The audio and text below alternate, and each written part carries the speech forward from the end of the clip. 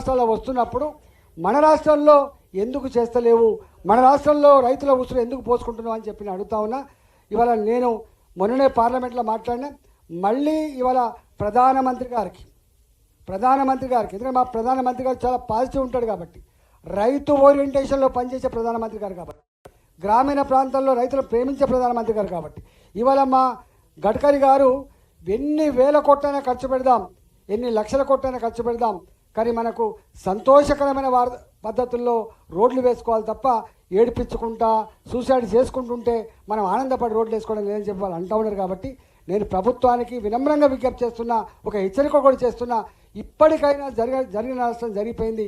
ఇప్పటికైనా మీరు జరుగుతున్న పనుల విషయంలో మీరు సమగ్రంగా సర్వే చేసి ధరలు ఫిక్స్ చేసి రైతాంగాన్ని ఆదుకోవాలి తప్ప, లేకపోతే మాత్రం చాలా తీవ్రమైన పరిణామాలు ఉంటాయని చెప్పి హెచ్చరిస్తా ఉన్నా.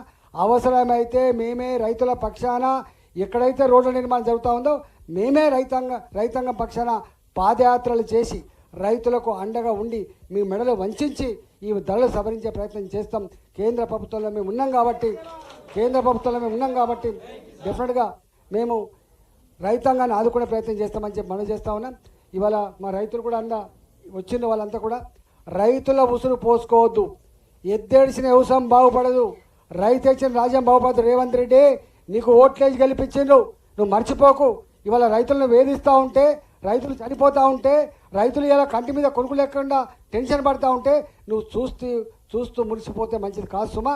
మొన్న మీకు కూడా నిజమే, ఇది కష్టంగా ఉందని చెప్పి మీరు ఎక్కడైతే ఇలా 4th సిటీ కోసం రోడ్లు వేస్తున్నారో ఒక్కొక్క ఎకరం 5 కోట్ల 6 కోట్ల రూపాయలు ఉన్నది, 5 కోట్ల 6 కోట్ల రూపాయలు ఉన్నది.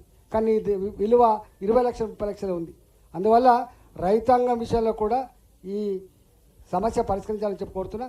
మరొకసారి విజ్ఞప్తి చేస్తున్నా, ఇవాళ ఇంతకుముందు చెప్పినట్టుగా ఉద్యోగుల సమస్యల మీదనే కాకుండా రేపు రైతాంగ సమస్యల మీద కానీ, ప్రజలకు ఇచ్చిన వాగ్దానాలను అమలు చేయకుండా ఇబ్బంది పెడుతున్నటువంటి వాటి మీద రేపు ప్రభుత్వం మీద తప్పకుండా పోరుబాట సల్పే బాధ్యత ఇవాళ భారతీయ జనతా పార్టీ తీసుకుందని చెప్పి మనవి చేస్తూ, పోరాడే పార్టీకి, మీ పక్షాన నిలిచే పార్టీకి, ఇవాళ భారతీయ జనతా పార్టీకి గెలిపించాలని చెప్పి నేను వినమ్రంగా విజ్ఞప్తి చేస్తాను.